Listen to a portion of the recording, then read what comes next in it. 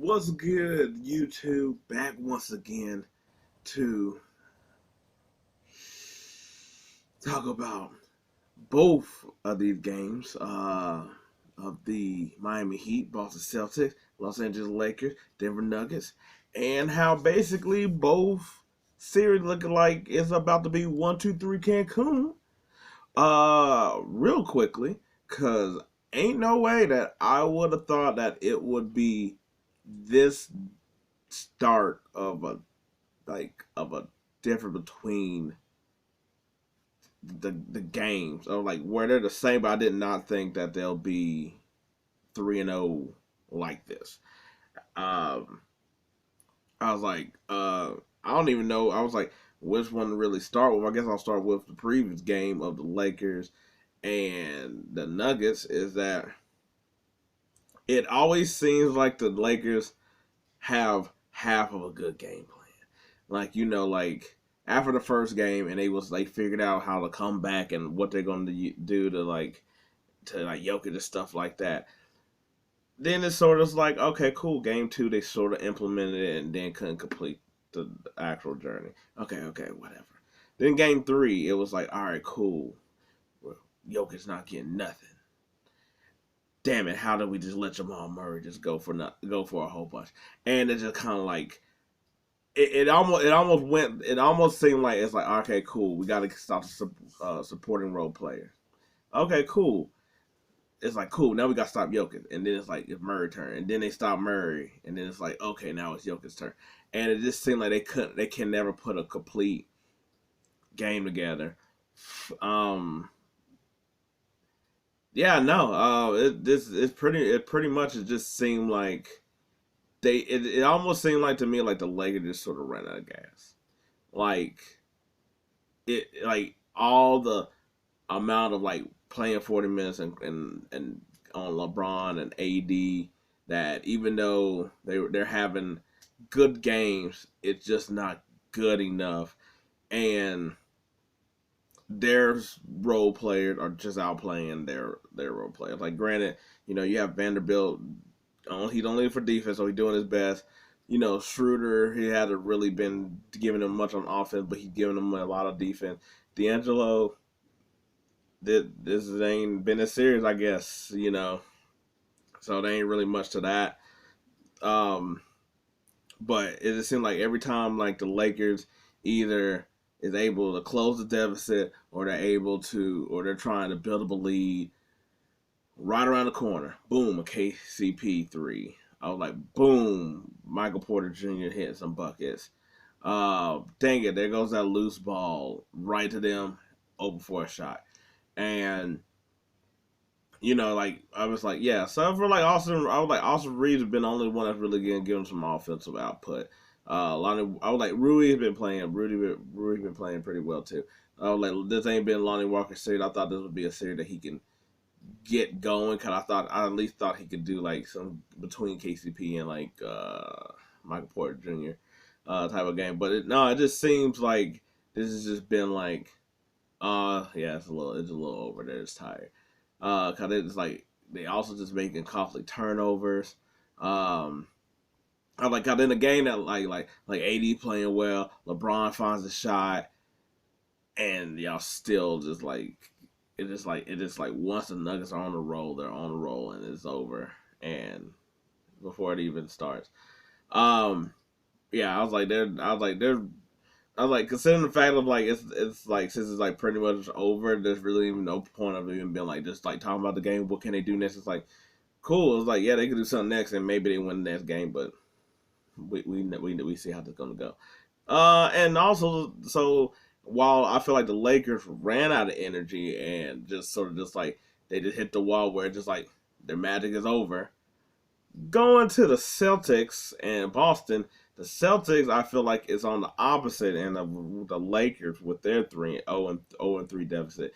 Is that they just seem like they don't I don't even know. Like, they just I was like, you're not gonna out like tough or out hard or out like those like intangibles, those like fundamental stuff of the Miami.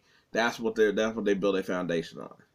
But you would expect that the talent that they have, like, and I was like, I'm not even talking about like how people will say like the undrafted player versus the Celtic player, where I'm like, no, they're here, they're able to play, they're on the team, they hitting buckets all the time, so you can't. So it's like, yeah, they may be undrafted, but that don't mean that they can't play.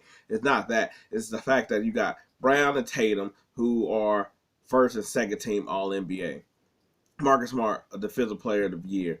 I was like Malcolm Brogdon, like he was like, like 6-man type of candidate. I was like Derek White. They all played in the finals last year. Al Horford, a seasoned veteran. Like that's the type of thing, like. And granted, some of them I was like the played on the Heat. Some of them was in the finals, and some of them played in the conference finals last year.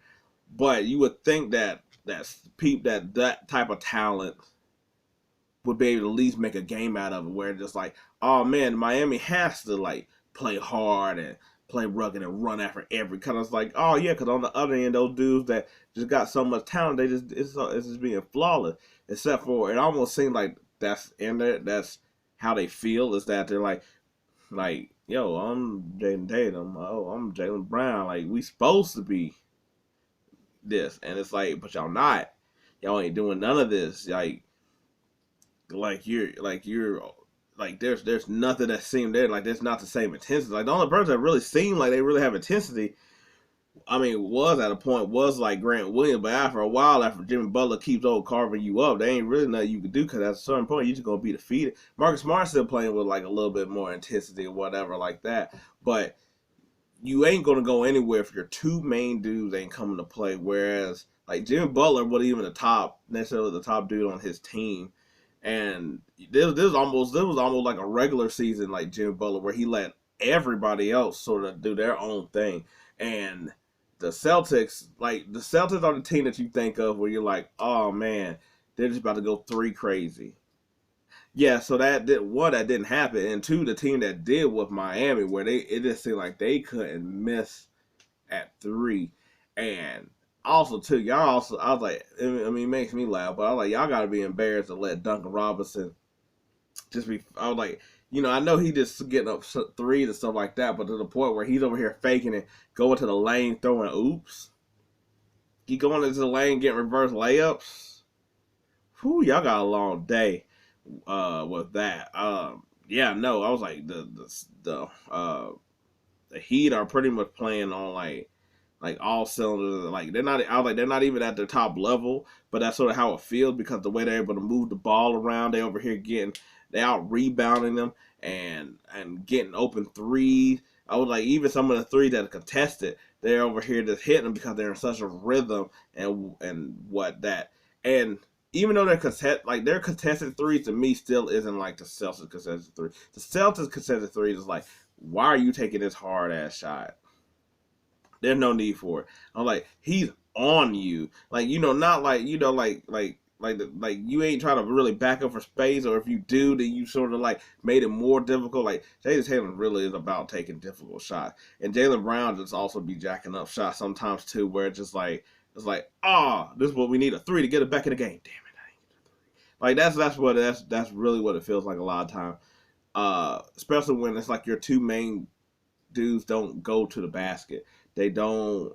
So it's like they're not in rhythm to shoot the threes. They're not trying to get easy basket. They're not going into the lane in order to set nobody else up or whatnot. It's really a lot of ice. It's like a lot of ISO ball with like Tatum. That's sort of his game. Or just like, it's like as soon as the pass is made, that's it. There's nothing else. There's no real movement. Every now and then they'll do it, but there's so many time lapses between it that by then it's like, yeah, but now y'all are crawling back from a deficit, and deficit don't even seem to be what it was tonight. It was just an out massacre today. The way that they got dealt with. Yeah, I mean, Bam's over here doing like one like highlight poster dunks on you. Like I said, Duncan Robinson over here faking you out. Gabe Vincent's over here doing step backs on you. I was like, Stream pretty much played this game before, so that's nothing. I was like, Zeller over here got to the basket, go to the basket and stuff like that. I'm like, oh man, Zeller. I was like, also again, it's a tough day when I'm like, Zeller ain't afraid of y'all going also to the basket either. I was like, he over here look like Phantom Opera with that mask on. Um, yeah, no. I was like, I got it wrong in the other series where I thought the Lakers would win it, but I thought at least we would go like maybe 6 games. Wrong on that. I picked the Heat to go the win this matchup, but I didn't think it would be like this. And uh, this is a complete this this is almost something where I'm like they're gonna change up their team. I can't imagine they bring. I mean, maybe they tried this because it'd be the third year this group together. Maybe you will try it for next year, maybe. But something like this is like no, because you done match them out so many spots. You're gonna have to end up paying your dues. Like it's yeah, no, you needed to sort of win a championship here, and if you're out here getting beat by the Heat, which we can say whatever we want to how of like the team, the roster like construction of the Heat. That doesn't matter. They're gonna look at you, Boston, and be like, "There's no reason y'all should be losing. There's no reason." You mean to tell me that Jimmy is that much of a gravitational force on that team to outdo all of y'all? Who we bringing people over, changing up, training out people, flipping them all around and stuff like that, and this is what we get. Anyway, uh, I was like almost the end of this conference finals, which has been the least entertaining of the matchups. Which I mean, this is sort of where you thought that you might get more competitiveness. And while at least like the Lakers have had chances in their series, it's pretty much done for them. So I was like about to get that Aloha, that Cancun, that we about to go to Italy vibe here, vacation is what I'm trying to say. That is all they're going to be wanting at the end of this. Anyway, you liked anything I had to say here? I appreciate it. Thanks. If not, hey, maybe next time. But until then, peace. I'm out.